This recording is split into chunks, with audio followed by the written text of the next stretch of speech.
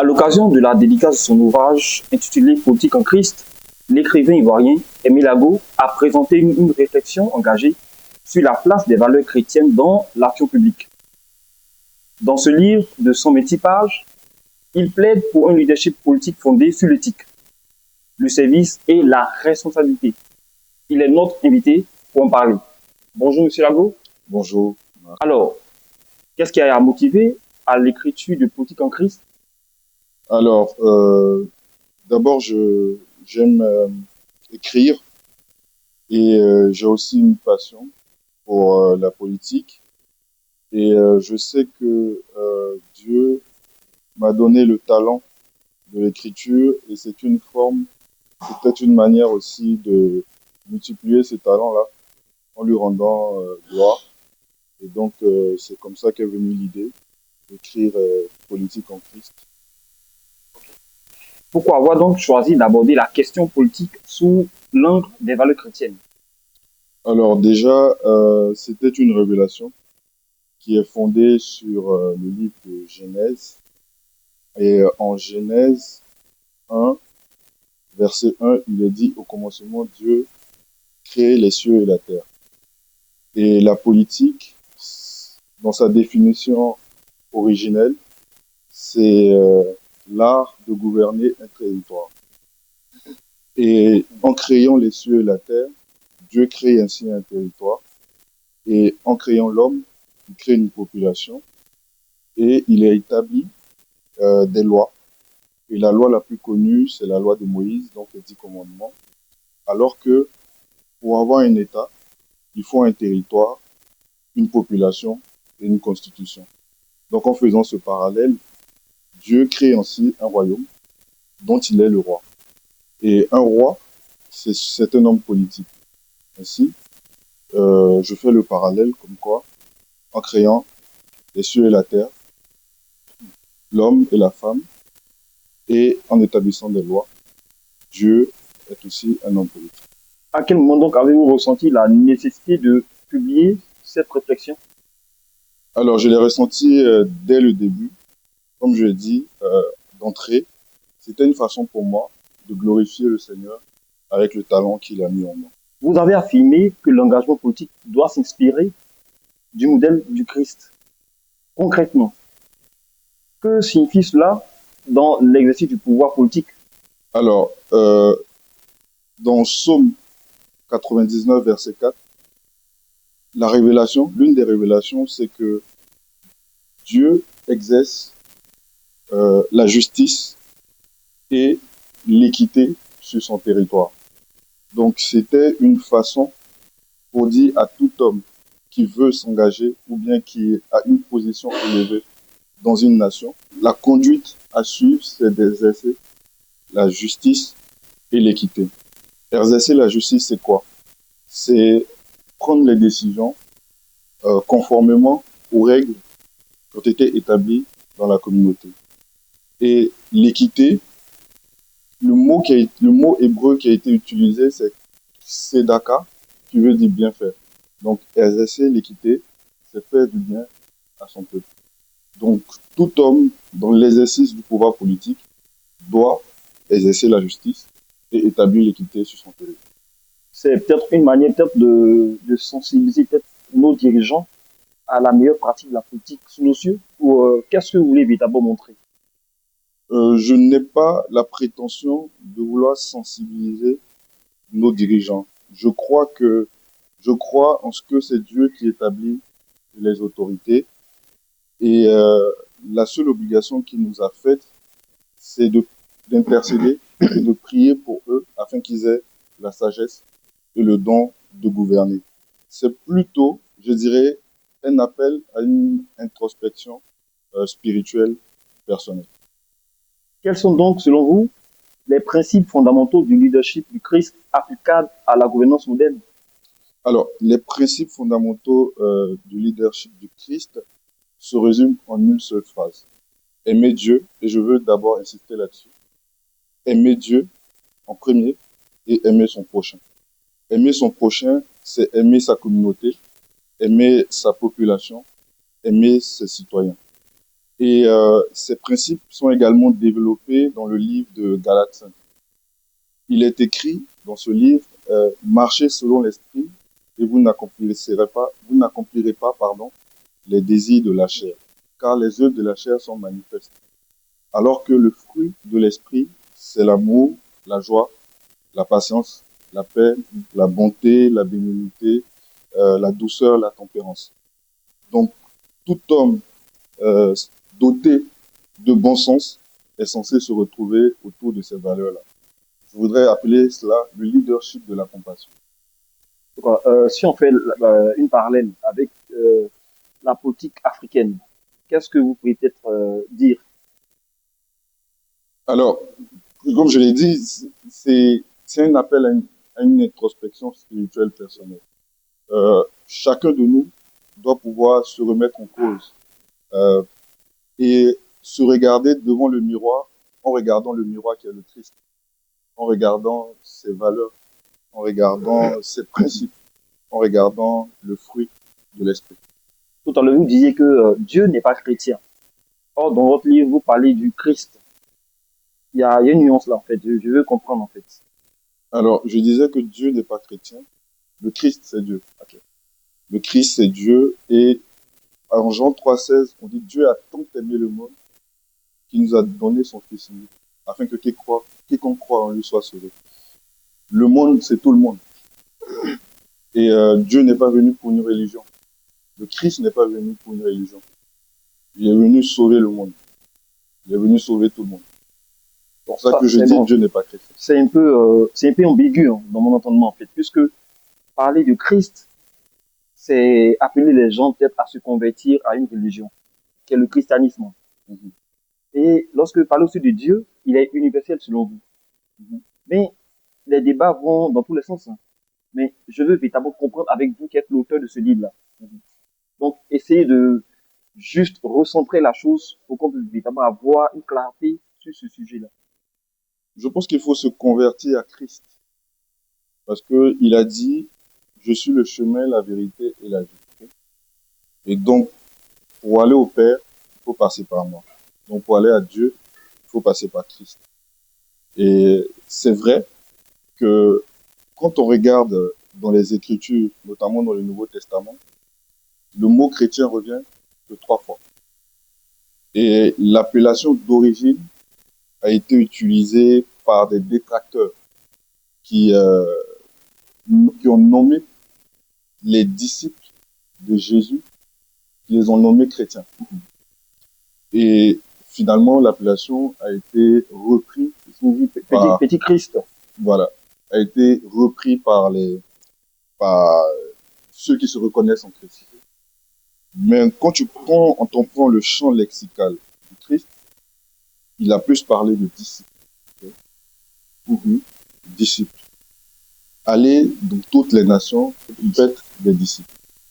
Et aujourd'hui, je ne viens pas pour rétablir ou refaire, renommer tous ceux qui croient en Christ, mais j'en appelle à tous ceux qui se ressentent, qui ressentent dans leur cœur qu'ils sont disciples de Jésus.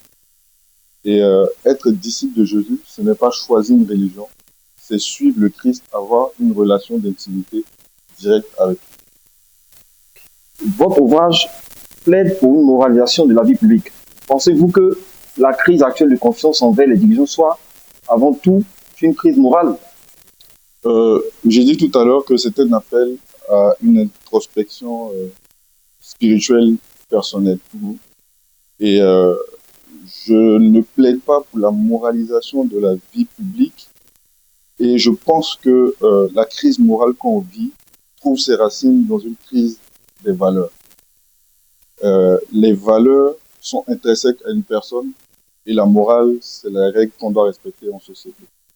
Et lorsque, en tant que personne physique, on n'a pas certaines valeurs, on ne peut pas respecter les règles. Donc, pour respecter la morale, les règles, il faut incarner certaines valeurs. Votre réflexion, comment éviter que la référence à la foi en politique ne soit pas perçue comme une instrumentalisation religieuse? Je l'ai dit tout à l'heure, que je ne parle pas de religion, je parle de relation directe d'intimité avec le Christ. Donc, ce n'est pas une instrumentalisation de la religion. C'est une relation d'intimité directe avec Christ et Dieu. Et elle s'adresse à qui votre réflexion, particulièrement aux responsables politiques, aux Ivoiriens, ou peut-elle une réflexion universelle? Je pense que ça s'adresse à tout homme. Ça s'adresse à tout homme. C'est vrai que ça part de la Côte d'Ivoire, mais ça s'adresse à tout homme. Dans le contexte donc sociopolitique actuel, quel message adressez-vous aux décideurs politiques? Je l'ai dit, je n'ai pas la prétention d'envoyer un message aux décideurs politiques. Je prie, en tout cas pour eux, j'intercède afin qu'ils aient la sagesse et qu'ils aient le don de gouverner pour établir la justice et l'équité sur notre territoire. Les citoyens, parlons d'eux, ont-ils aussi une responsabilité morale dans la transformation de la gouvernance? Je pense que tout citoyen est un acteur politique et un dirigeant politique en devenir. Donc, il y a forcément une responsabilité. Et j'ai dit, c'est une introspection personnelle, aussi bien pour les dirigeants politiques que pour les citoyens. Votre livre, après la dédicace, quelques temps après, on fait le point. C'est quoi l'accueil du public?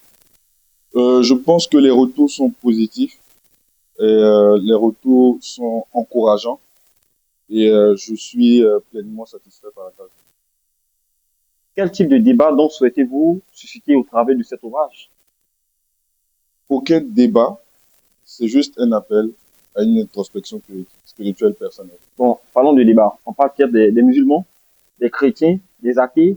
Si vous voulez, bon, pour ne pas parler de chrétiens, on va parler peut-être de disciples, des disciples du Christ, des athées, des musulmans. Est-ce qu'ils y trouvent aussi leur part dans ce livre? Ça va peut-être vous étonner, mais il y a eu pas mal de musulmans qui l'ont acheté. Je pense que ne serait-ce que par curiosité. Et ils y trouvent forcément une part, parce que les valeurs qui sont développées, comme j'ai dit, ce sont certes des valeurs christiques, mais ce sont des valeurs universelles. Et tout homme doté de bon sens est censé se retrouver autour de ces valeurs. Et les hommes politiques, est-ce que vous avez déjà eu des réactions d'hommes politiques, de responsables de société civile à la sortie de cet ouvrage? J'ai deux hommes politiques que je ne vais pas citer qui ont envoyé un représentant lors de la dédicace. Et ils ont reçu le livre, mais j'ai pas encore eu de réaction d'hommes politiques pour l'instant. Mais ça va venir. Peut-on donc concilier foi profonde et réalité profonde, pardon, parfois complexe du pouvoir politique? Oui, tout en recherchant la justice et l'équité. Je pense que ça doit être le leitmotiv, ça doit être le fil conducteur, le principe directeur dans la complexité de l'exercice du pouvoir. Vous étant passionné de la politique, et quel message avez-vous peut-être adressé en une seule phrase aux futures générations qui aspirent aussi à faire la politique comme vous et selon vos valeurs en Christ? En une seule phrase, quel est le message que vous portez à cette génération? C'est de dire que la politique n'est pas incompatible avec la foi en Dieu, que la politique n'est pas incompatible avec la croyance en Christ, parce que Dieu lui-même, en tant que roi, est un homme politique. D'autres générations avaient diabolisé la chose politique, puisqu'il était laissé dans le temps ancien aux personnes peut-être d'autres religions. Et voilà que vous venez de sortir cet ouvrage-là. Est-ce peut-être un appel aux générations futures à la politique? Mais oui, est-ce que c'est peut-être un éveil de conscience au travers de cet ouvrage-là? Je pense que le Christ nous a appelés à être le sel de la terre et la lumière du monde. Et le sel, il a trois fonctions.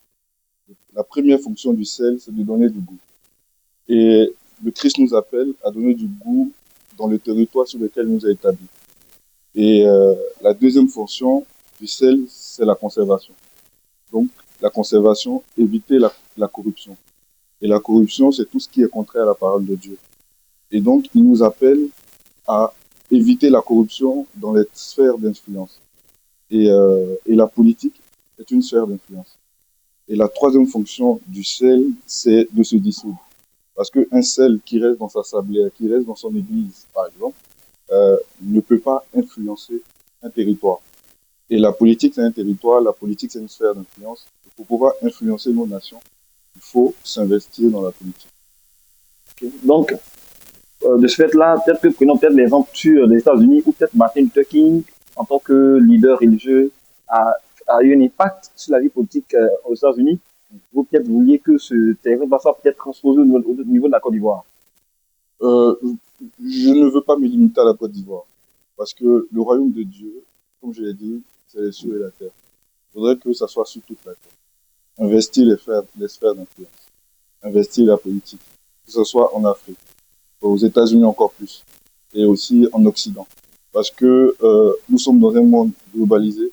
Et lorsqu'une décision est prise, par exemple, aux États-Unis, elle peut avoir un impact dans nos géographies.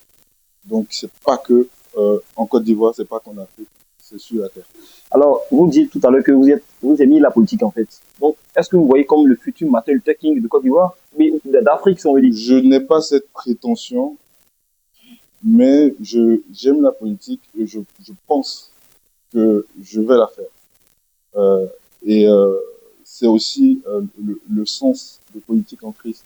C'est de dire aussi que je suis un disciple de Jésus qui veut s'engager en politique. Votre modèle en politique, c'est qui? On peut avoir son nom rapidement? C'est Christ. Non, mais bon, parlons de la génération actuelle, en fait, de nos contemporains, en fait. C'est qui votre exemple, votre mentor, si on veut dire, politique? On va peut-être élargir, hein. On va Oui, peut-être en oui. Europe, aux Avant, États-Unis. avant d'écrire ce livre, j'avais Nelson Mandela et j'avais Barack Obama plus pour le fait qu'il était le premier noir afro-américain à être président des États-Unis.